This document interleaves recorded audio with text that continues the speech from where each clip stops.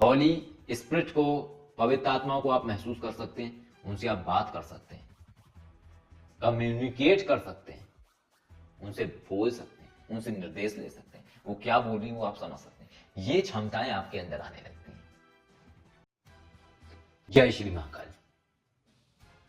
बहुत सारे लोग स्पिरिचुअलिटी में आना चाहते हैं, बहुत सारे लोग अध्यात्म में आना चाहते हैं, लेकिन उन्हें सफलता नहीं मिल पाती है। उसका कारण है कि सही शुरुआत ना करना। तो आज मैं यही बताने वाला हूं कि कैसे करें अध्यात्म की सही शुरुआत।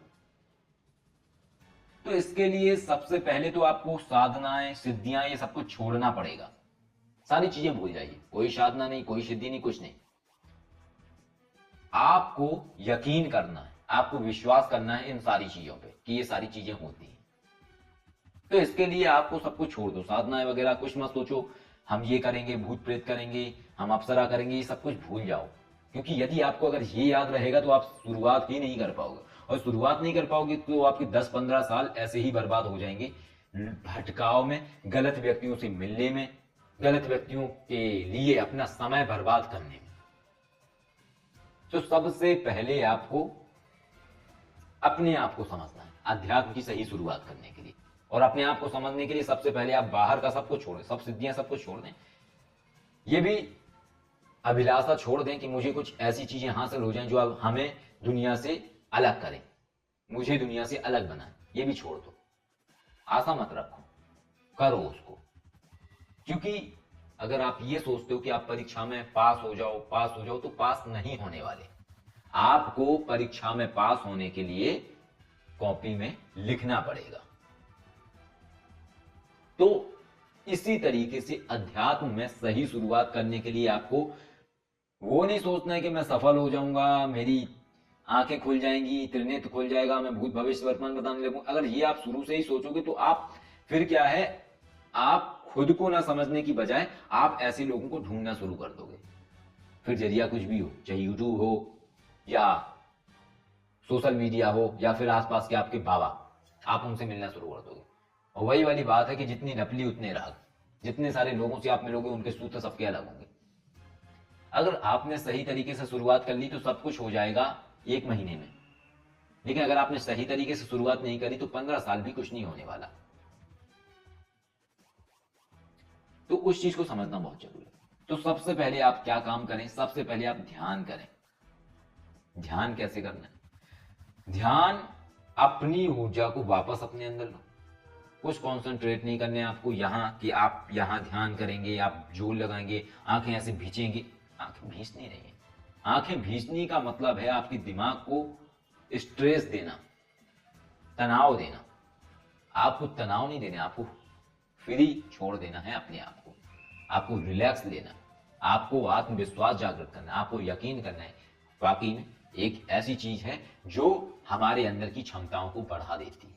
वो है ध्यान, मेडिटेशन, साधना। सिद्धि नहीं, साधना। सिद्धि अलग होती, सिद्धि का स्टेप साधना के बाद आता है। लेकिन यदि पहले ही आपको ये आशा रही कि सिद्धि, तो आप आगे नहीं बढ़ पाओगे। तो सबसे पहले तो आप ध्यान करना शुरू करें। और ये ध्यान कम से कम आप 41 दिन तक करें। अगर आप शुरुआती दौर में जुड़ रहे हैं, आपका कोई गुरु नहीं है, कोई दिक्कत वाली बात नहीं है, कुछ दिक्कत वाली बात नहीं है। इसके लिए आप बिल्कुल रिलैक्स बैठ जाएं, कभी भी जब आपको ठीक लगे। लेकिन 2 ही समय का चुनाव करें, प्रातः बेला का या संध्या का, क्योंकि ये दो समय शीतलता वाले हैं। इस समय शीतलता होती है, मस्तिष्क शांत होता है। तो इन 2 समय में से किसी भी समय का चुनाव कर लें, अपना आसन ले लें, बैठ जाएं बिल्कुल शांत होके। पहले अपने इष्ट को, जिस शक्ति को आप मानते हो, किसी को भी, मैं ये नहीं बोलता हूं कि आप किसी को मानो, क्योंकि मेरे वीडियो बहुत सारे लोग देखते हैं जिनमें से हिंदू भी हैं, कुछ फॉरेनर्स भी हैं, ईसाई भी हैं, कुछ मुस्लिम भी हैं।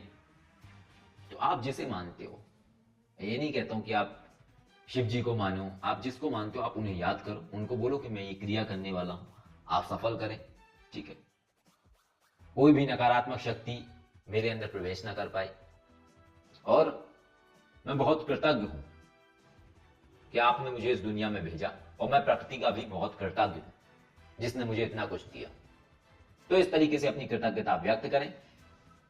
अगर आपको माहौल थोड़ा और बनाना है तो आप सुगंधित अगरबत्ती वगैरह भी जला लें, ताकि आपका जो मन है और शांत हो जाए। मन का अर्थ है विचारों से, तो वो और शांत हो जाए। इस तरीके से आप बैठ जाएं। बैठने के लिए बिल्कुल शांत हो, सीधे अपनी रीढ़ रज्जू को सीधे रखें, बिल्कुल शांत रिलैक्स होकर ऐसे बैठ जाएं, आंखें बंद कर लें। और ये बिल्कुल वैसे ही है। यदि अगर आप सोचोगे कि मुझे यहाँ ध्यान केंद्रित करना है तो आप भटक जाओगे। आप आंखें बंद रखो, आंखों की नजर अपने आप यहाँ चली जाए, आपको याद नहीं रखना है। ये बात बिल्कुल वैसी ही है जैसे जब आप मोटरसाइकिल चलाते हो, तो मोटरसाइकिल चलाते वक्त आपको पता होना चाहिए कि जो गियर हैं वो नीचे हैं, ब्रेक इस तरफ है। यदि आप उन्हें बार बार देखोगे नीचे तो आप एक्सीडेंट कर लोगे। यही थ्योरी आपकी ध्यान में भी लागू होती है। यदि ये आज्ञा चक्र की जो बात है ये बिल्कुल ब्रेक, क्लच और गियर की तरीके से, इनको पता कर लो कि ये हाँ है। यहां पे दबाने से ब्रेक लगेगा, यहां पे दबाने से क्लच लगेगा, यहां पे दबाने से गियर डलेगा, ये पता कर लो। लेकिन देखने की जरूरत नहीं है। यानी कि ये नहीं कि आप हर बार उधर झांक के नीचे गियर डाल रहे हैं तो आप रोड पे चले जाओ, आप नीचे देख के आप डाल, आपके पैर को पता होना चाहिए। इसी तरीके से हमारी आंखों को पता है, हमारे मस्तिष्क को पता है कि उसको कैसे कनेक्ट होना है। कनेक्ट होने की कोशिश करो। आप किसी एक चीज को अपने आप से जोड़ने की कोशिश करो। अपने इष्ट को ही आप याद कर सकते हैं, यहाँ पे उनको देखने की कोशिश करो। आप निरंकार को मानते हैं तो एक ये महसूस करो कि एक परम प्रकाश है जो इस संपूर्ण जगत को संचालित करता है, वो आ रहा है, वो आ रहा है। ऐसा महसूस का मतलब है यकीन करो, क्योंकि यकीन पे ही सब कुछ होता है, यकीन से ही सब कुछ होता है। यकीन आपके अंदर की जो लॉक हैं पॉइंट, उनको अनलॉक कर देता है। तो यकीन करो, शांत हो जाओ बिल्कुल। इस तरीके से आप बैठ जाओ बिल्कुल रिलैक्स होकर, शांत शांत, सारी विचार दिमाग से निकाल दो। कोई आज्ञा चक्र पे ध्यान केंद्रित नहीं करना है। आंखें शांत रखो, बिल्कुल रिलैक्स हो जाओ। अपने मानस पटल को याद रखो, जहां पे तिलक लगाते हैं वो भाग मानस पटल होता है, उसको आप आज्ञा चक्र भी कह सकते हो, कुछ भी कह सकते हो। शांत हो जाओ, आंखें बंद रखो। अब आपको ओमकार का जाप करना है। कैसे करना है वो सुन लीजिए, बाद में और चीजें बता दूंगा, एक दो बार सुन लीजिए फिर बता दूंगा।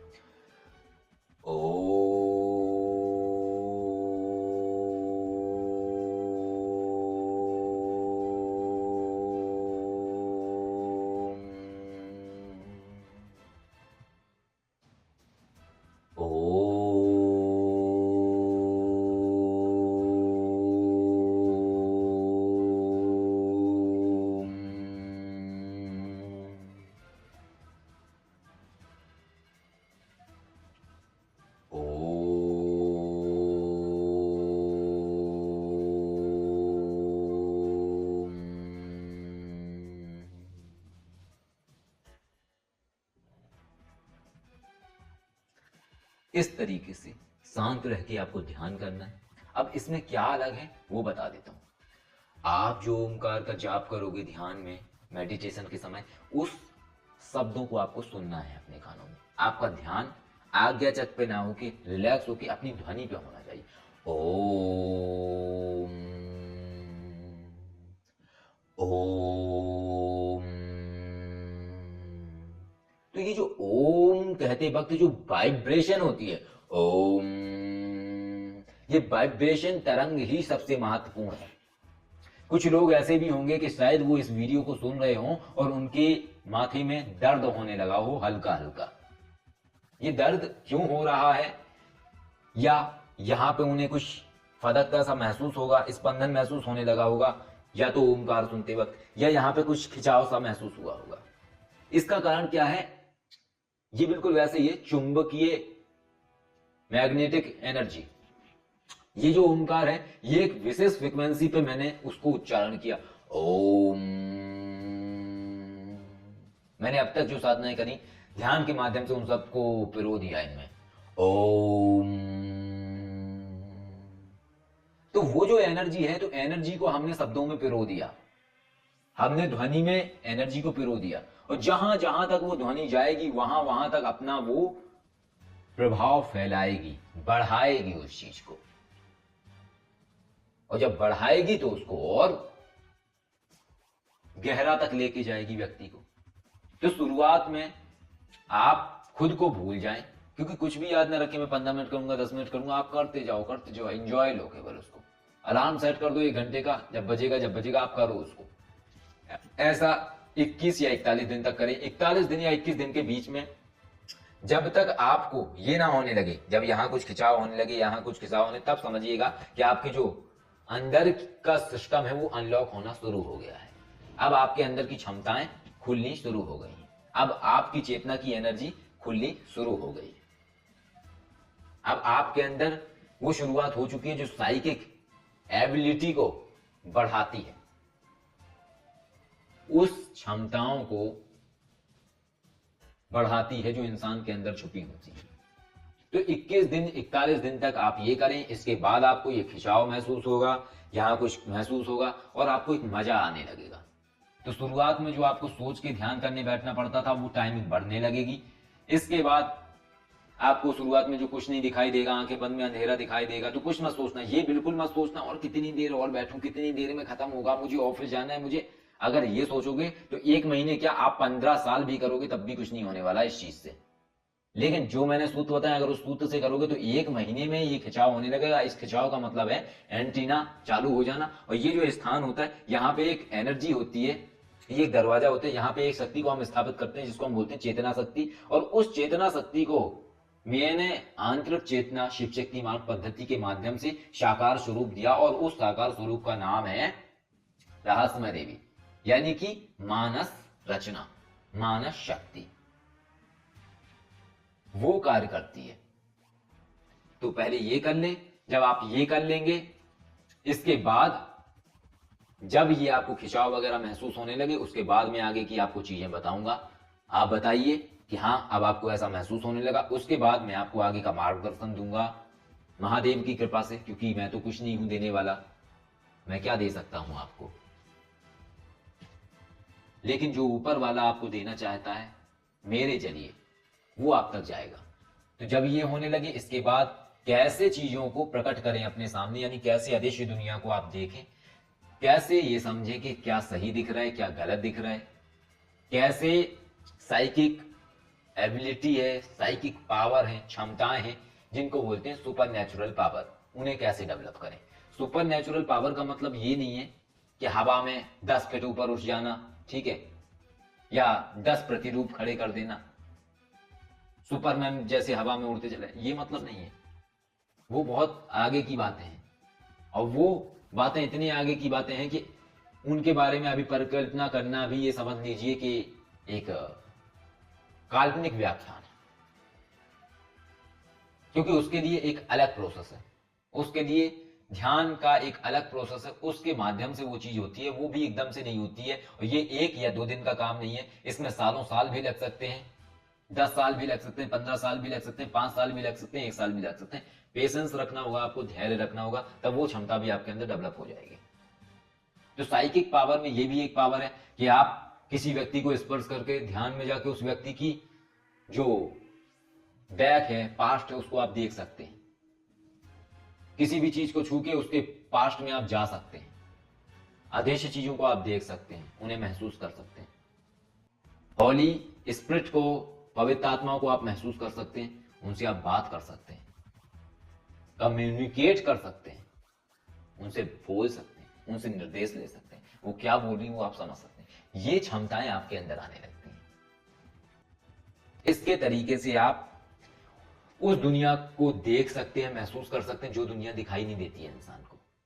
अब ये वैसे ही है, कुछ लोग इस चीज को मानते हैं, कुछ लोग नहीं मानते, लेकिन मानना ना मानना तो जब तय होता है जब आपके पास कोई ऐसा व्यक्ति आए जो परालौकिक गतिविधियों से परेशान हो और आप किसी ऐसी पवित्र आत्माओं से संपर्क करके उस व्यक्ति की समस्याओं को नष्ट कर दें और उस व्यक्ति की लाइफ नॉर्मल लाइफ हो जाए, उसकी लाइफ में होने वाली पैरानॉर्मल एक्टिविटी हमेशा के लिए खत्म हो जाए। ये चीज बताती है कि आपके पास ये प्रैक्टिकल है। ये प्रैक्टिकल ये कहता है कि उस व्यक्ति की जिंदगी की परालौकिक गतिविधियां खत्म हो गई, उस व्यक्ति के जीवन का जो समस्या था वो खत्म हो गया। और ये विद्या है, ये हर जगह है, ये भारत में ही नहीं है, ये विद्या विदेश में भी फल फूल रही है।